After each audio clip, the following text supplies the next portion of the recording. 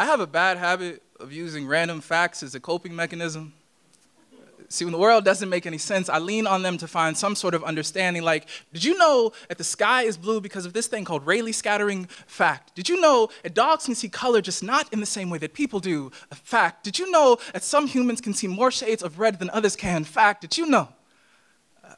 The first time I saw you, I was 17, in desperate need of a lineup, and I guess some things never change.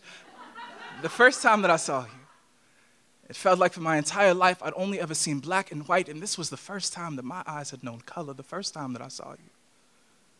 It felt like this is the closest humanity will ever get to perfection. Fact. The first time we spoke, I went home and replayed our conversation in my mind till the sound of your speech was tattooed on my eardrums. If your voice was a song, I played on repeat until yours was the first name on my lips in the morning and the last one on my ears at night. And I know that statement doesn't quite make sense now, but it did then because maybe you didn't make sense.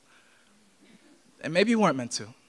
Maybe there are things about you that I still don't quite understand, like how catching your smile from across the dining hall can make my heart stop beating just long enough for me to enjoy living again. Like how you can make a Tuesday feel like not a Tuesday, even when today was definitely still a Tuesday. You were beautiful misunderstanding, wrapped up in a smile wider than the distance from Seattle to Boston. So when you left, I guess you did it the only way you knew how, without warning, leaving everyone around you trying to figure out what just happened. Did you know that the human body is about 70% water? Fact, when they fished you out of the river, your lungs were filled with more water than your body could handle.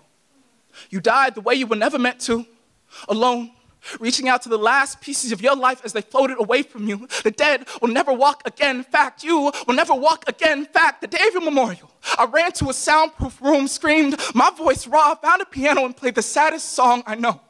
But piano keys feel a little bit too much like bones, and it hurts to have death so close to my fingertips. So instead, I ran until my lungs burned because something about you drowning makes me feel like I'm dying too. And I've always been good at locking away the broken pieces of myself for long enough to heal, but I'm struggling to find a place that holds everything that you once were. It has been 4 years, 11 months, and 12 days since you died. And I still play your song every night before I go to sleep, but now I'm beginning to forget the sound of your voice. And I never knew not knowing something would hurt so much.